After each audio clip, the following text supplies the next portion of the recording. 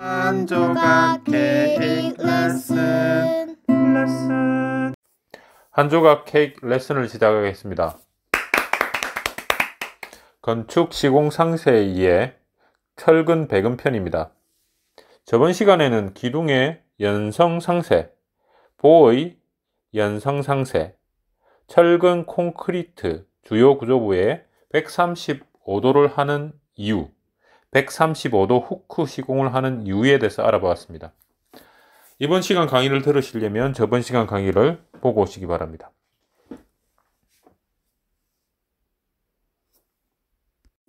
저번 시간에는 지진은 무거울수록 위험하고 태풍은 가벼울수록 위험하다는 걸 알았습니다. 한번 복습을 해보고, 자, 이러한 지진과 태풍에 대해서 둘 다 안전한 방법에 대해서 한번 알아보도록 하겠습니다. 학생, 이제 지진과 태풍에 대해서 이해했나요? 네. 자, 그럼 한 친구는 벽돌집 위에 있고 한 친구는 나무집 위에 있어요. 네. 자, 그럼 태풍이 불어오면 어떤 친구가 다칠까요? 나무집에 있는 친구가 다칠 것 같아요. 왜 그렇죠? 나무집은 더 가볍기 때문이에요. 자, 한번 해볼까요?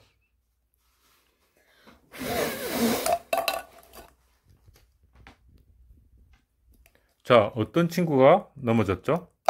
나무집에 있는 친구가 넘어졌어요. 자, 그럼 이제 지진이 온다고 생각합시다. 지진이 오면, 자, 노트가 흔들리겠죠? 네. 자, 지진이 온다고 해봅시다. 자, 어떤 친구가 다쳤을까요? 벽돌집에 있는 친구가 다쳤어요. 없어졌네요. 네, 이제 다 이해했군요. 네. 자, 그럼 이 두 친구가 안전하게 하려면 어떤 집을 지어야 할까요?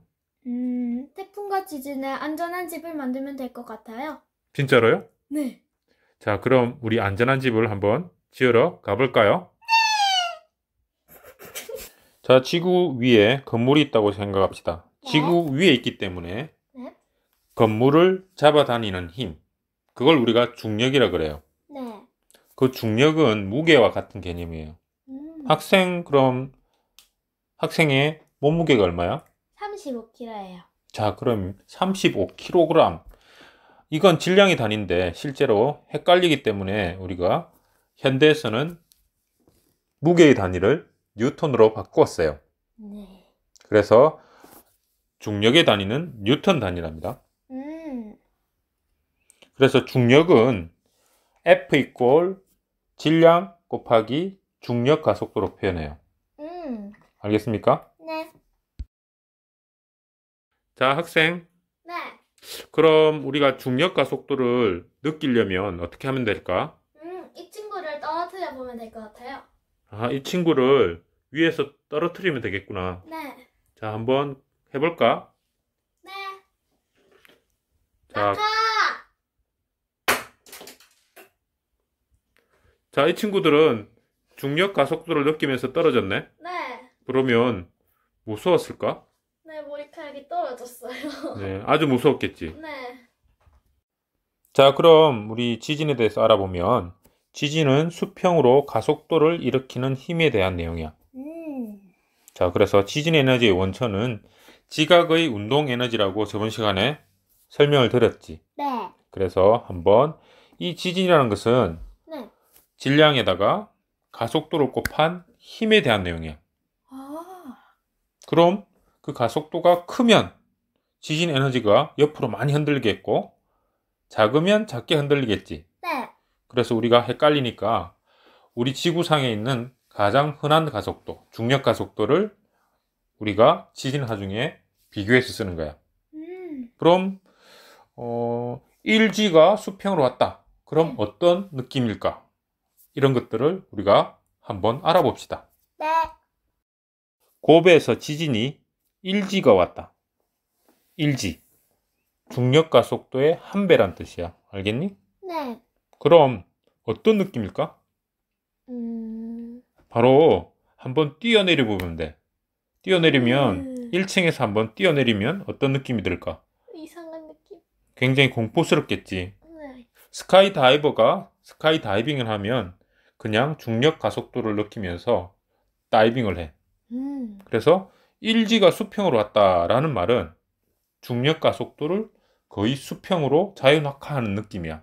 네. 엄청 무섭겠지. 실제로 그런 지진이 오면 기절하는 사람도 있어요. 알겠어요? 자, 그럼 실제로 지진이 발생했다고 생각해보자. 네. 이 친구들이 지금 지구 위에 있어. 네. 그럼 지진이 발생하면 좌우로 흔들리겠지? 네. 그 좌우로 흔들리는 가속도가 중력 가속도의 1배 정도 되면 수평으로 거의 떨어지는 느낌이에요. 굉장히 공포스러워. 자, 그럼 이러한 지진이 발생하면 우리가 어떻게 대피할까? 과연 지진이 몇 초 만에 끝날까? 자, 그림을 한번 볼까? 대피 시간은 15초밖에 없어.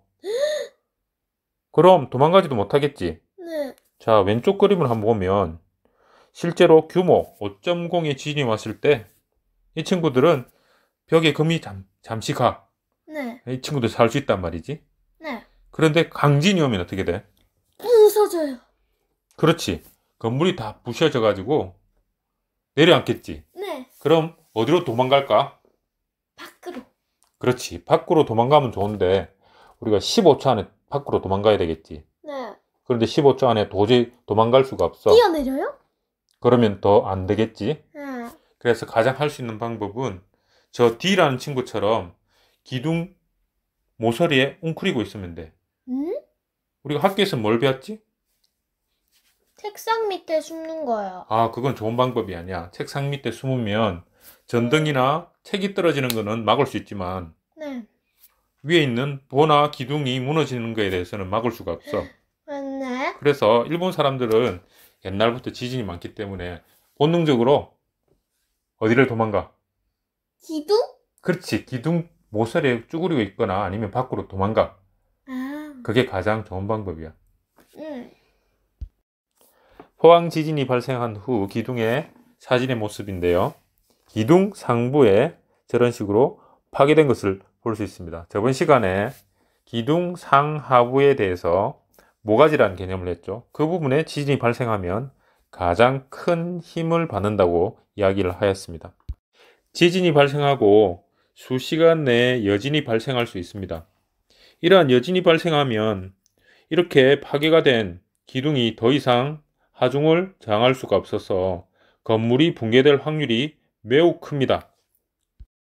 자, 사진상에 볼 수 있듯이 파괴된 기둥 왼쪽 오른쪽에 기둥 같은 가설 기둥을 받칩니다. 이러한 기둥을 우리가 잭서포트라고 하는데요.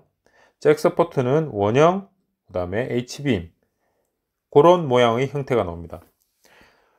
주로 시중에 공사 현장에 쓰는 일반 서포트, 이 소목만한 서포트 있죠. 그거를 쓰게 되면 이 건물의 하중을 받칠 수가 없습니다. 잭서포트는 보통 원형은 하나당 30톤 정도 받을 수 있고요. HB면 약 200톤 정도 받칠 수 있는 정도의 용량이 됩니다. 이러한 용량은 상부 건물의 하중을 계산해서 기둥에 떨어지는 하중이 총 얼마인지 현장에서 직접 계산합니다. 그래서 건물에 떨어지는 하중이 약 150톤이다 라고 치면 잭서포트가 하나당 한 30톤 받아요. 그래서 기둥 하나당 잭서포트를 한 5개 정도 받치면 더 이상 파괴되지 않는다는 결론이 나오죠. 그래서 긴급하게 건물의 지진 하중에 대해서 기둥이 파괴된 경우는 이러한 잭서포트를 반드시 받쳐야 됩니다.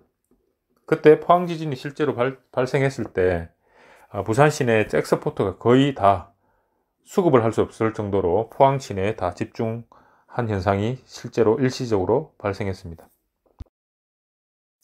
자, 그럼 건물에 지진 하중이 발생했을 때 어디 부분이 가장 큰 힘을 받는지 컴퓨터 시뮬레이션으로 보통 구조 설계자들은 결정을 하게 됩니다. 어디가 가장 큰 힘을 받는지 실제로 가상 시뮬레이션으로 지진에 대해서 검토를 해보면 지금 보시는 게 건물 한 4층 규모의 빌라에 해당이 되는데요. 이러한 빌라에서 지진 하중이 발생했을 경우에 이 건물이 어떤 식으로 움직이는지를 확인을 합니다. 지진이 발생하는 경우 자, 벽이 왼쪽 오른쪽으로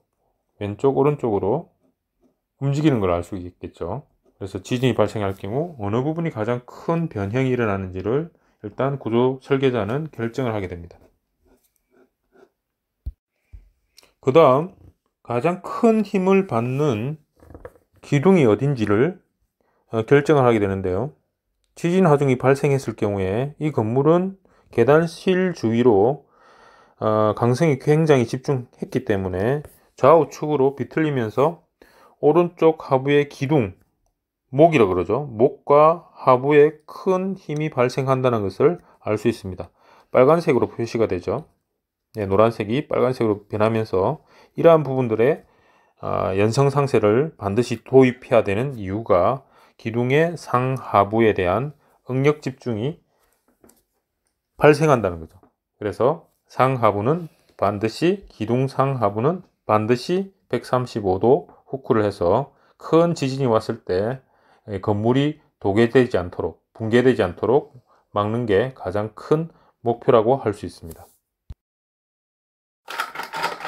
자, 저번 시간에 했던 연성상세가 필요한 부분은 기둥 상하부 모가지, 대들보의 좌우측 모가지를 우리가 반드시 135도 후크를 해서 연성을 확보해야 된다 했습니다.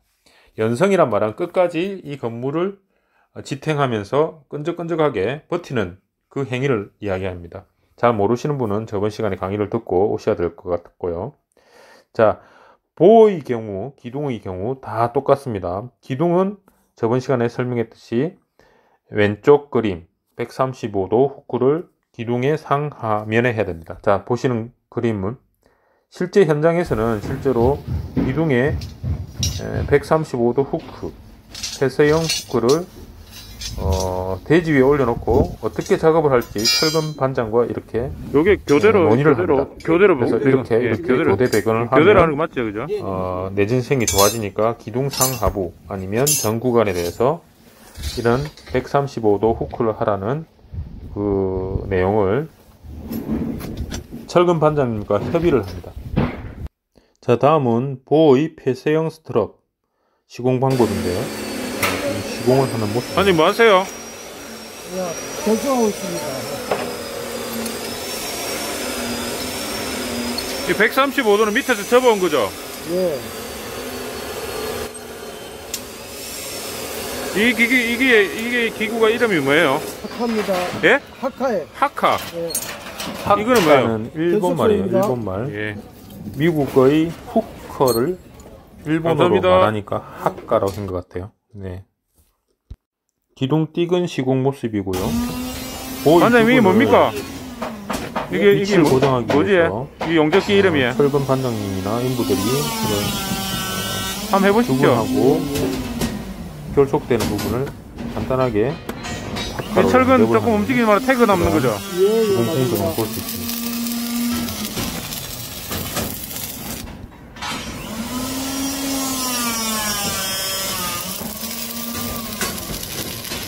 네, 너무 오래 하시면 안 돼요. 됐습니다. 예.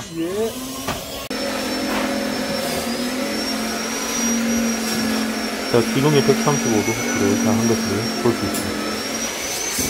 또한 보의 135도 후크를 다 하고 상부는 탭을 시공한 모습을 볼 수 있습니다. 철근이 약간 녹슬었는데요. 약간 녹슨 것은 부착력이 좋아지기 때문에 크게 문제가 없는 것으로 평가됩니다.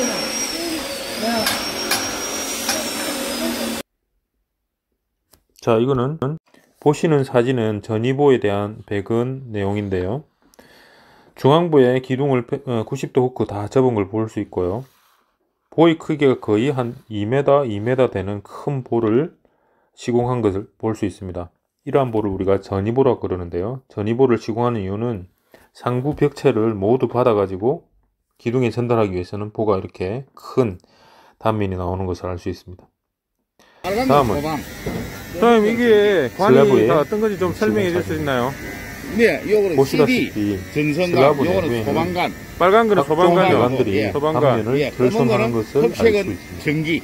전기인데 여러분들이 상상하는 요 배관이 좀 것보다 굵은데 이거는 훨씬 더 뭐예요? 많은 요거는 자 지금 배관들이 지나가고 단선 있습니다. 가는 배관입니다. 그래서 이러한 요거야? 배관들이 예, 예. 콘크리트 요거는 단면에 자 우리 그 큰 영향을 줄 수 없는지를 계단실에 구조, 올라가는 자 그 설계자나 팬하고 구조 감리자는 불어와, 현장에 제연 와서 불어하고 직접 가는 확인을 자. 해봐야 돼요. 배연팬 말이네요. 예, 예. 그래서 단선 너무 많은 배관 단면 올라가는 결손을 하게 되면 배관이 굉장히 많다, 배관들을 그죠? 옆으로 예, 예. 돌리든지 아니면 간격을 좀 늘려가지고 콘크리트 품질, 단면의 결손을 최소화시켜야 되는 목적이 있습니다. 처음에 스페이스는 21 슬럽 게 21cm 있었죠. 예, 예. 21cm.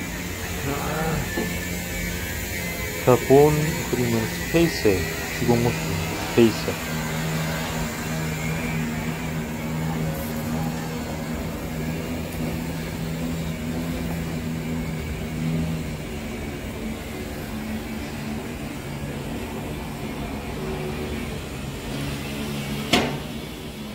시공 현장에서 슬라브 배관을 한번 확인할 때 구조도면과 비교를 할 필요가 있습니다. 보시다시피 슬래브 S1 이렇게 표현되어 있죠. 그게 타입별로 슬라브가 정의가 되어 있는데요. A타입의 경우에는 벤트바가 이렇게 시공이 되고 2번입니다. 1번은 탑바라고 그러는데요. 탑바는 중앙부에서 이렇게 끊겨 있죠.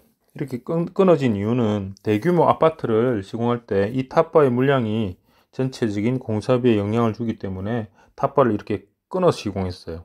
근데 요즘에 잘 하진 않습니다. 자, B타입의 경우에는 B타입은 탑바가 이렇게 연결이 되어 있습니다. 이렇게 연결하는 이유는 옥상에 태양이 많이 비춰가지고 건조 수축이 잦을 경우에 균일이 많이 발생합니다. 균일이 많이 발생하기 때문에 이 탑바를 연결해가지고 시공을 합니다. 또한 그 지하주차장에 진동이 상하로 많이 있는 경우에도 이렇게 균일이 많이 발생합니다. 그럴 경우에도 이 1번의 탑바를 연결해주는 시공 방법을 슬래브에서 채택을 하게 됩니다. C타입은 벤트바를 하기에는 노무비가 너무 비쌀 경우에 사용하는 방식이고요. 대부분의 현장에서 벤트바를 사용하지 않고 상부근과 하부근을 그냥 일자로 시공하는 방식을 채택하고 있습니다. 도면상에는 상부근을 실선, 하부근을 점선을 하게 되는데요. 여기는 지금 점선 표현이 조금 빠져 있는데 실제로는 하부근은 점선 표현을 해야 합니다. 한 조각 케이크 레슨을 마치겠습니다.